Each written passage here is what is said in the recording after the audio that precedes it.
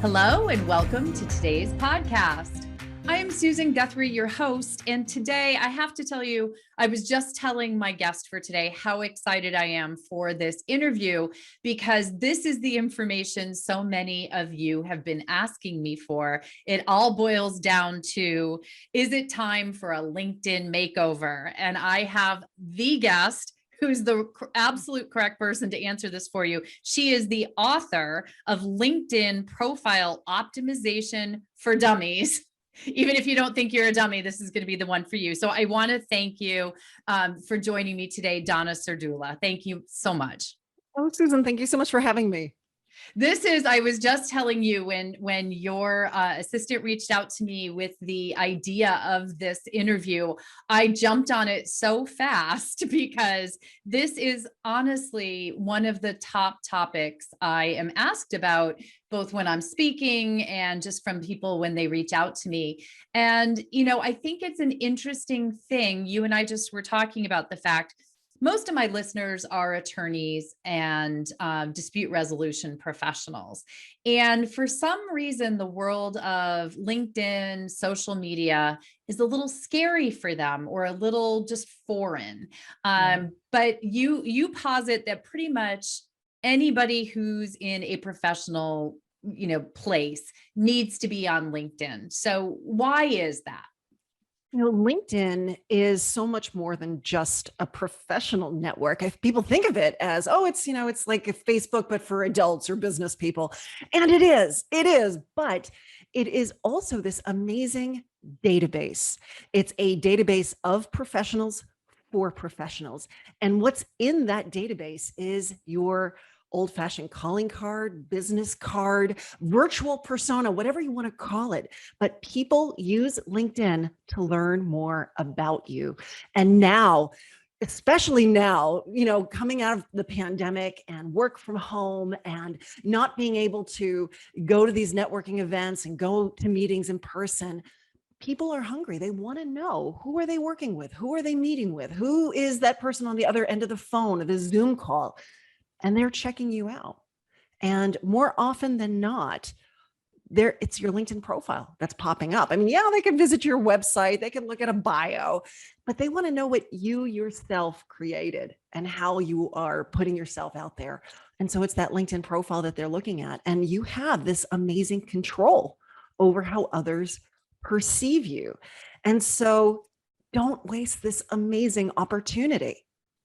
Yeah, it's such a great point. And yet I talk to colleagues every single day who either have no LinkedIn profile at all, or who set one up and it still has that little icon instead of a picture and maybe 2 or 3 lines from whatever their job was and where they went to college and law school, maybe. So what if you're a brand new newbie to LinkedIn, how do you get started? The first thing you need to do when you're on LinkedIn is you've got to think of your goal, your strategy. Why are you on LinkedIn? What are you trying to accomplish? There are some people, Susan, who are looking for jobs. There's a lot of people looking for jobs on LinkedIn, but that's not the only audience out there. There are people who say, I want to find more clients. And so I'm on it for sales and prospecting. Other people say, you know what? I know people are looking at me and I want them to discover someone who's amazing, someone who fills them with confidence and engages them. The reputation management, executive branding, thought leadership. So there's so many different reasons for a person to be on LinkedIn. And so you need to first figure out, why am I on it? Now, let's say you're on it because you do want to prospect, you want to find clients, but your LinkedIn profile reads like a resume and talks about how you can bring in clients. That's not an issue. You can bill, per hour without any issue. You've got tons of money coming in. Your clients would not like to see that, or potential clients, right? They would probably feel a little like, this person is just seeing dollar signs here. So you really want to cater that message to your target audience. who your target audience is.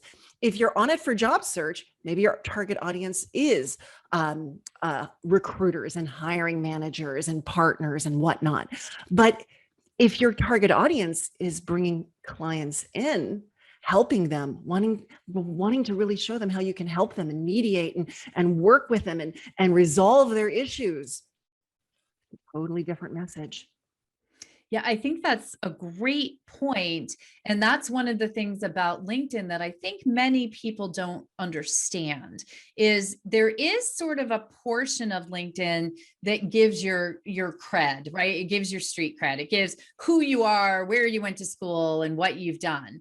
But then there's the content part, where that's where you really truly are the master of what goes out there in what you post.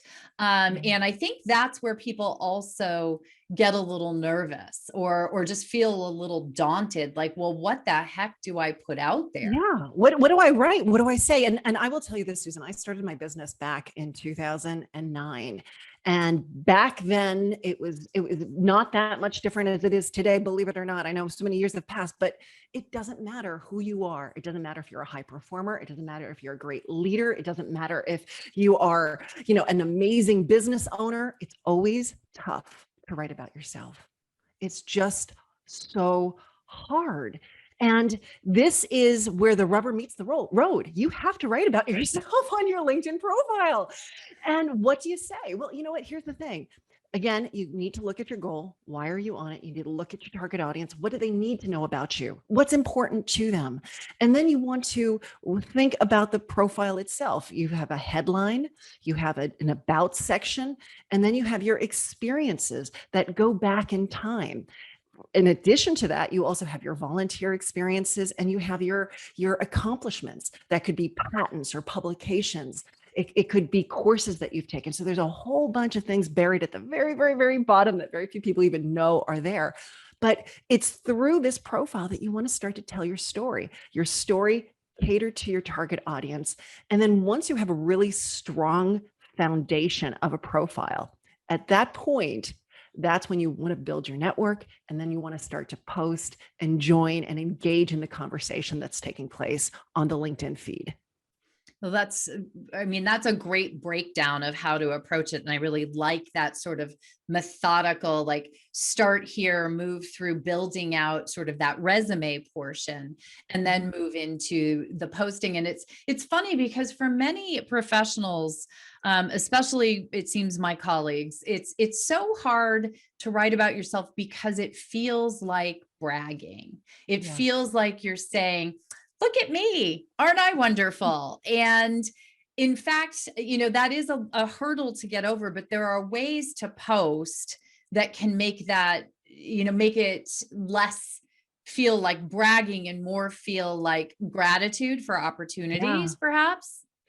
What I say is when you're going to post on LinkedIn, now this is separate from writing the profile. The profile, right, I believe is absolutely foundational. But when you start to post on LinkedIn, so many people think, oh, let me ask for a job. Let me just start selling outright. But really, what you wanted, or brag, and even that's not what we want. What I want you to do is I want you to get on LinkedIn and I want you to get on with this sense of, I want to help others. I want to add value. I want to educate.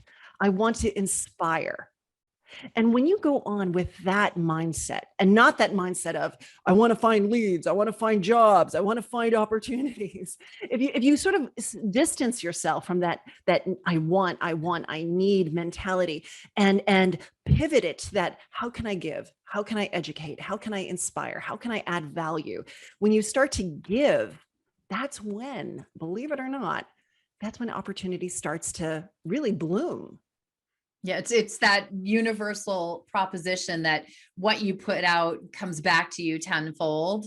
It's true in LinkedIn. And I love your be helpful or get that be helpful mentality. And it's not that you have to sit down and write a book for dummies like you did. You can do a post that's just a couple of paragraphs long or even a paragraph long.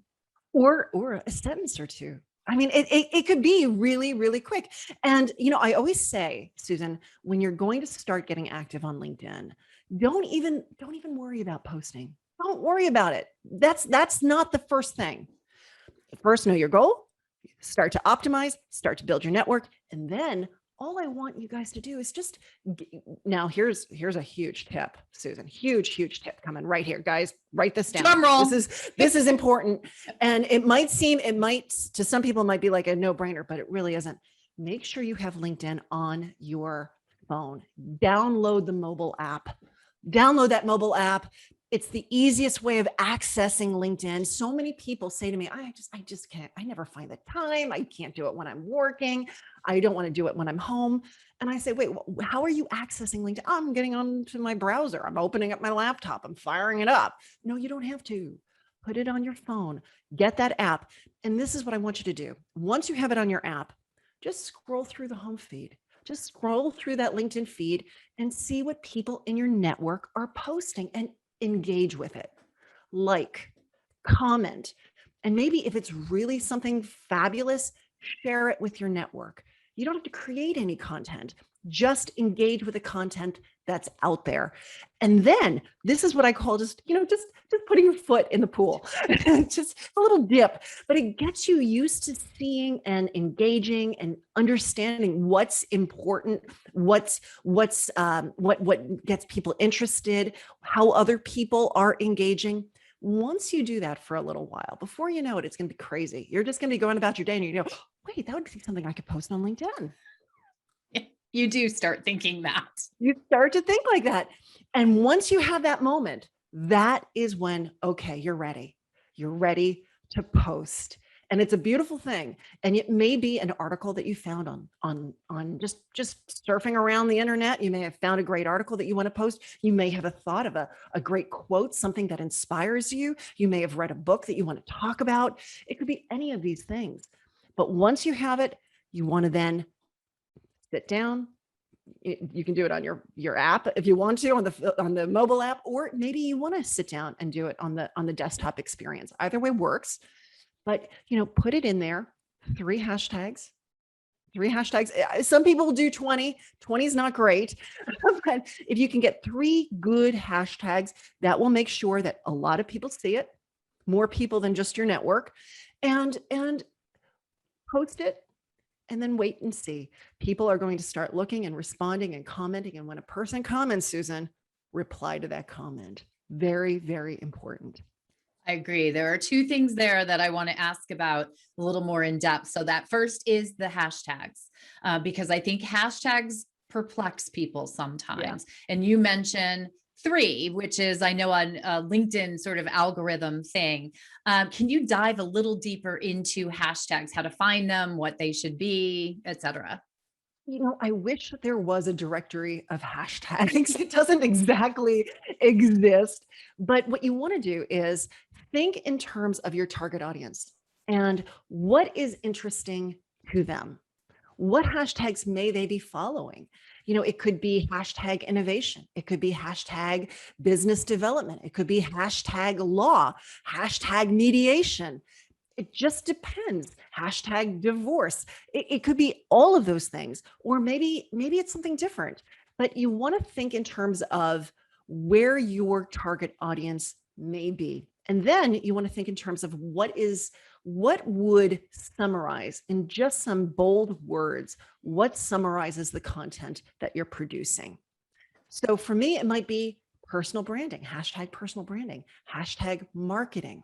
All right. So you want to figure out what those hashtags could be. And then you go on LinkedIn and you type in the # hashtag, put in the word, and then LinkedIn is going to show you a whole bunch of ones that look like it, or maybe are they. You click on it. Okay. You click on the hashtag. This is before you even start posting. All right. This is just called hashtag research. And you just research how many followers. Now, Susan, this will blow your mind. This is crazy. When I was first starting to do the hashtags and stuff, when LinkedIn first, opened it up and they were showing us how many followers per hashtag, I used to do marketing tips, hashtag marketing tips. I thought, what a great hashtag for me, marketing tips. Well, I did a search. I said, okay, how many followers are on marketing tips? It's like 5,000, which isn't bad. Right. But then I thought, let me just do marketing. Like 5 million. So just taking away the tips gave me access and, entree into this huge, huge network of people. So sometimes getting a little too pointed can hurt you. So it's okay to be a little broader with your hashtags, but first make sure that there are followers to those hashtags. And then once you have maybe a list of 5 or 10 hashtags that have a lot of followers, would be good for your audience, actually describe what it is that you're talking about. Now, when you go to post, you add 3 hashtags. You can do 4, you could do 5, but I found that 3 works. 3 works fine. So don't go too crazy. 3 hashtags, hit the post button, and then take a deep breath. Let the magic. Let the magic happen. Exactly. Well, it's funny because on other platforms, maybe like Twitter, a hashtag can be part of the continuation of the commenting, right? It can be, it's all about LinkedIn, or it could be that, but you don't do that on LinkedIn. On LinkedIn, not really. Yeah. Yeah, I love how with Twitter, there's that like the cutesiness of a hashtag. Some people do it on LinkedIn, but it doesn't quite work the same way. Yeah, I agree. And I do think that 3 really good targeted, well-followed hashtags are going to be much more helpful than 20 that are, things you've made up or that are very specific to you. But you also mentioned, and this is a key point as well, I think, if someone takes 2 seconds out of their life to put a comment on your post, you said, be sure to respond. Yeah. Yes. And you know what? LinkedIn wants that LinkedIn feed to be people talking about things you care about. So that right there kind of clues you into how they're going to be serving up the posts on your feed. People that talking about the things you care about. Hashtags are what's going to alert LinkedIn, oh, this is something that Susan cares about.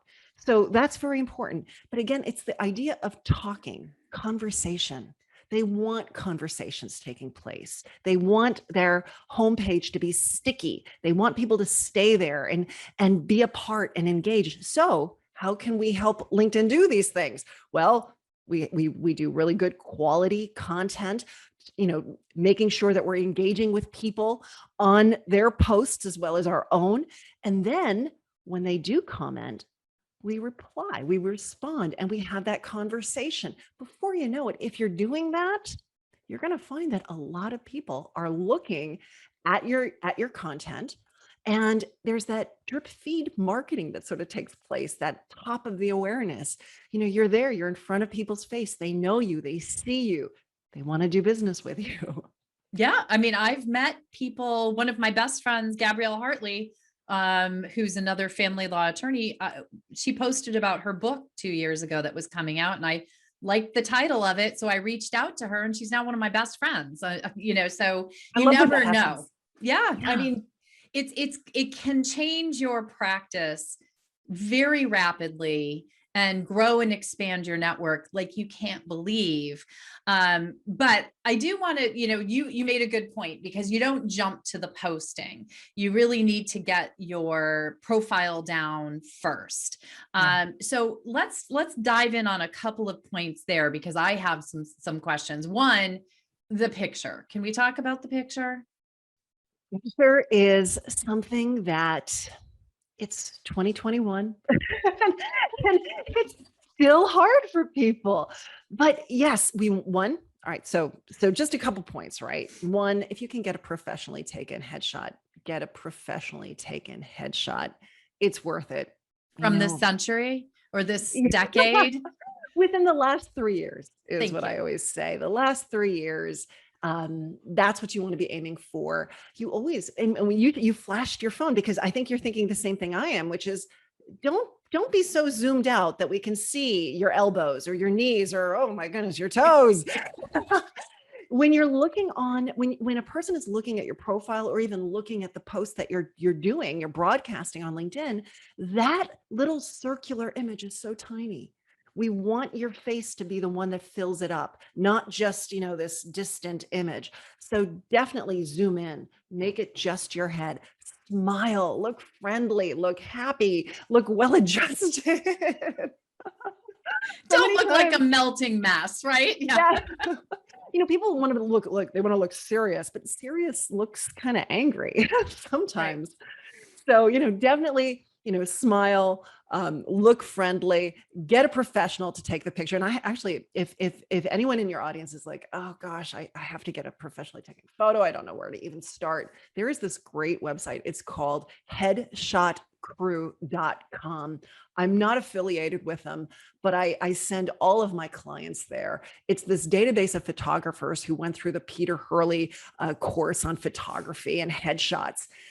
It's amazing. Those associates, and they're all over the United States. In fact, they're all over Europe as well. But you put in your city, the closest city to where you are, they'll tell you which photographers have gone through his course and know how to take a really great, not stuffy, not traditional, but a very organic, very high level photo of you. So headshotcrew.com. I love that tip. I'm putting that in the show notes. And one tip from me on headshots, don't get just one.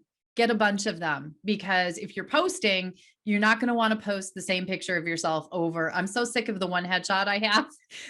I have an appointment to have more headshots taken so I can get a whole slew of them. Well, I always say this now, I hate to have a tip that's just for men, but here's my tip for men. Go in wearing the suit and then take off the tie and open up the first button, and then take a few that way, then take off the jacket and just have the white, shirt open. That way you get like a whole bunch of different levels of formality. Now, on the flip side, for women who are going in, don't be afraid to take a couple different tops with you, because sometimes when you're looking at yourself in the mirror, you look great. But then when the camera is just cutting it right close to your neck, it doesn't always look quite right. So you don't want to just ruin a photo shoot because you're not happy with the shirt. So bring a couple shirts in as well. Right. Great point. And if you're spending the money to do it right in that moment in time. It's amazing how many great shots a good photographer can get in a really short period of time these days. Oh, yeah, absolutely. So the next thing, and this is this is a personal question, I will say, because I struggle with this myself, is when you're on LinkedIn, you've got your picture, you have your name, and then you get the headline and you get to say, like, grab people's attention. And I see some people who have all sorts of emoticons in there. And I see other people with, like a lot of exclamation points, or perhaps a tag phrase or a tagline. What's the best thing to do?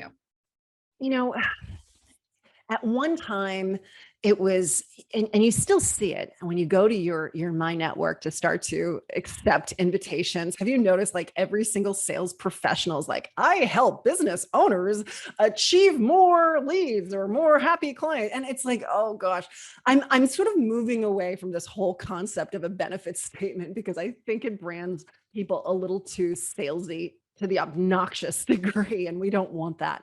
But I will say this, what the headline is not just resident on the top of your profile. This headline goes all over LinkedIn with you. All the little bits of activity that you do, it's your picture, your name, and that headline. It's right there. And so if you build it well, it's something that should get people interested, intrigued, and they should want to click, especially when they're looking at the search results. If you have a really good headline, a person will have that feel compelled to click it. So there's another part of this, and that is, I talked about search results. The headline is very sensitive in search. And so, yes, people are looking for you specifically, and they're typing in Susan Guthrie, but sometimes people are looking for someone like you.